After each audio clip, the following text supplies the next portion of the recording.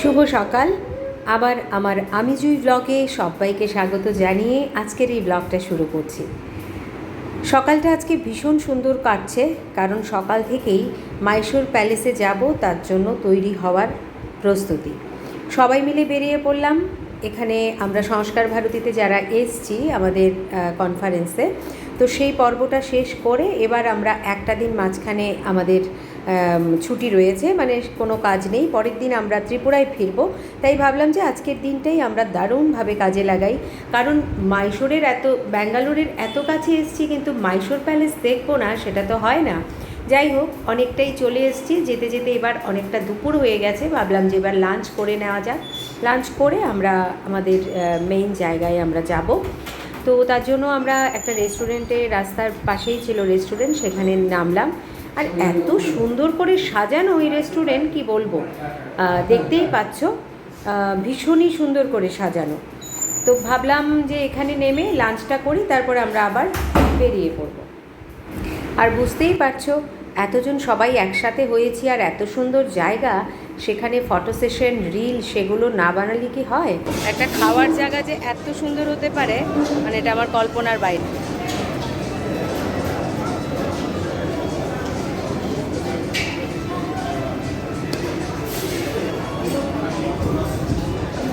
এখানে সবাই আমরা ফটাফট খেতে বসে গেছি।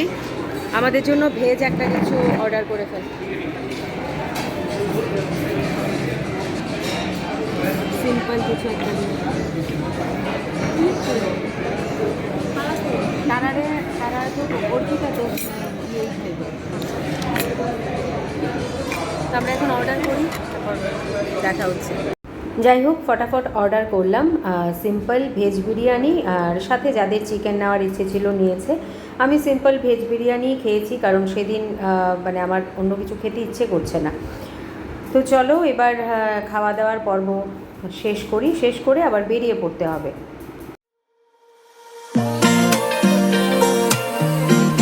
যাই হোক, আমরা খাওয়া দাওয়া করে বেরিয়ে পড়লাম। এখন রাস্তা দেখেই বোঝা যাচ্ছে যে আমরা প্যালেসের খুব কাছাকাছি চলে এসেছি, কারণ প্যালেসের প্রায় 1 কিলোমিটার আগে থেকেই এই ধরনের মানে রাস্তার পাশে এই সাজানো ব্যাপারটা আমরা দেখতে পাচ্ছিলাম। তো স্বাভাবিকভাবেই মনের মধ্যে একটা প্রচণ্ড উত্তেজনা, যে কখন প্যালেসে যাব, কখন প্যালেস দেখব।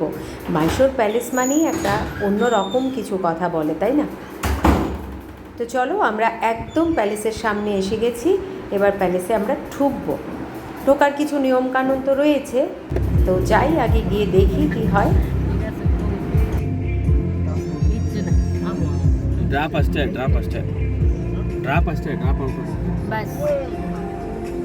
অবশেষে আমরা মাইশোর প্যালেসে চলে এলাম। মানে এবার প্যালেসে আসতে পারবো সেটা মানে ভাবতে পারিনি, কারণ প্রচুর চাপ ছিল আর অনেক বড় টিম ছিল। যাই হোক, শেষ পর্যন্ত মাইশোর প্যালেসে আসতে পেরেছি, সেটাই খুব ভালো লাগছে। একটু দেখাচ্ছি তোমাদেরকে দূর থেকে এর ভিউ। ভীষণ সুন্দর, ভীষণ, মানে মুখে বলা যাবে না। এইদিকে ওদিকে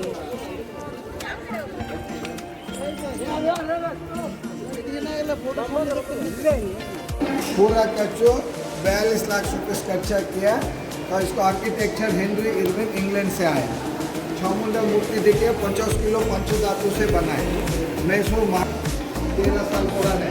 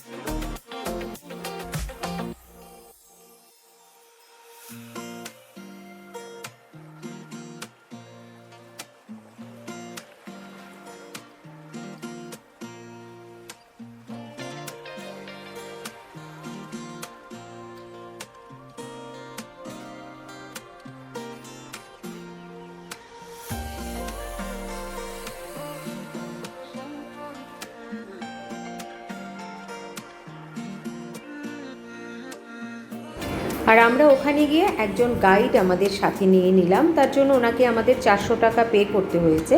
উনি প্রত্যেকটা জায়গায় গিয়ে গিয়ে সেই জায়গার মানে প্যালেসের বিভিন্ন কর্নারের কি বিশেষত্ব সেটা বুঝিয়ে দিচ্ছিলেন।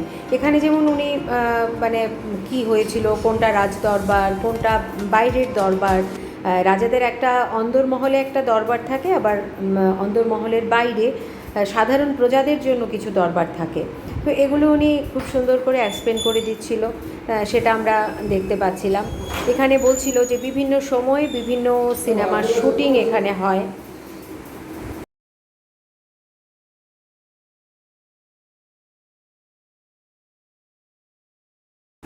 এখানে প্যালেসের বিভিন্ন জিনিসপত্রগুলো খুব সুন্দর করে সাজানো ছিল।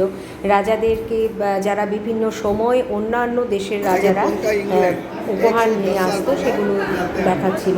আর এই হচ্ছে প্যালেসের অন্দরমহল। এখানে সবসময় একটা ঘরোয়া সভা বলি বা নৃত্যানুষ্ঠান বা রাজবাড়িতে যে অনুষ্ঠানগুলো হতো সেগুলো এখানে বসে এই মাঝখানের আঙিনাতে হতো, আর ওপরটাতে পুরো নেট দিয়ে কাভার আপ করা। চিন্তা করো আজকে থেকে কত বছর আগের ঘটনা, তারপরেও কত অত্যাধুনিকভাবে এই প্যালেসগুলো বানানো, সেগুলো দেখলে ভাবতে অবাক লাগে যে তখনকার সময়েও এই টেকনোলজি কতটা অ্যাডভান্স ছিল, এগুলো দেখলেই সেটা বোঝা যায়। আর এগুলো বিভিন্ন রাজাদের বিভিন্ন সময়ের তাদের রাজ সিংহাসন। আর এটা যেটা দেখছো এটা হচ্ছে সেই প্রাসাদের সিলিং, মানে এক একটা সিলিং, এক একটা এরিয়ার সিলিং এক একভাবে কাজ করা। এটা হচ্ছে যেটা বললাম বাইরের দিকটা। আমরা কিছুটা ভেতরে রয়েছি, এখান থেকে রানী বা রাজকন্যারা বাইরের অনুষ্ঠানগুলো দেখতো। ওরা তো বাইরে যাওয়ার তখন সেই ব্যাপারটা ছিল না, এখান থেকে ওরা দেখতো। তো আমরা পুরোটা মহল ঘুরে ঘুরে দেখছি। তো ভাবলাম যে আমি যখন দেখছি আমার চোখ দিয়ে তোমাদেরকেও দেখাই। এগুলো ওদের যুদ্ধের কামানগুলো সব সাজানো রয়েছে বিভিন্ন সময়ের বিভিন্ন রাজাদের, এগুলো দেখাচ্ছিল। আর এই যে এটা হচ্ছে কমপ্লিট একটা সোনার সিংহাসন, একদম সোনা দিয়েই বানানো। সেটা একটা কাচের ঘরে এখন সংরক্ষিত আছে, সেটার কাছে যাওয়া যায় না, সেটাকে দূর থেকেই দেখতে হয়। আর এটাও হচ্ছে একটা দরবার। এখানে এই যে জায়গাটা দেখছো সেখানে প্রচুর সিনেমার শুটিং হয়েছে। তো এখানে ভুলভুলাইয়া সিনেমার শুটিং হয়েছে। তো ভাবলাম যে এই জায়গাটার মধ্যে আমিও একটু দাঁড়িয়ে আমার মতো করে কিছু শ্যুট করে নিই, তাই সেই সুযোগটা আমিও আর হাতছাড়া করলাম না। আমার ভালোবাসা রাজপ্রাসাদে নিশুথি রাত গুমরে কাঁদে, মনের ময়ূর মরেছে আজ ময়ূর মোহনে, দেখি মুকুটটা তো পড়ে আছে রাজাই শুধু নেই। देखिए इस जगह का नाम दीवानियाम, आम जनता के लिए अभी नए दीवानियाम उर्दू वर्ड है, सार्वजनिक दरबार सभांगण, इंग्लिश में पब्लिक दरबार हॉल।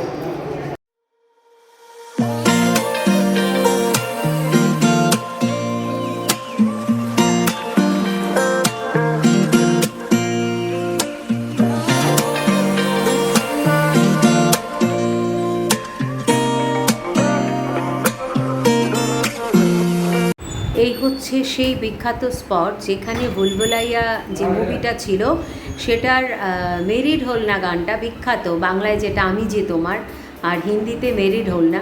এই গানের শুটিংটা হয়েছিল এখানে। যত দেখছিলাম তত অবাক হচ্ছিলাম। অনেকটা দূর থেকেই আমাদেরকে দেখতে হলো, খুব কাছে যাওয়াটা নিষেধ আছে। তো যাই হোক, এবার সব কিছু দেখার পর্ব শেষ, এবার আমরা নিচে নেমে যাচ্ছি। সেটাও একটা খুব সুন্দরভাবে রাউন্ড একটা সিঁড়ি দিয়েই আমাদেরকে নিচে নামতে হচ্ছে। গোটা প্যালেস দেখে এটাই হচ্ছে এক্সিটের রাস্তা। তো সবাই মিলে দেখে এবার বেরিয়ে পড়ছি।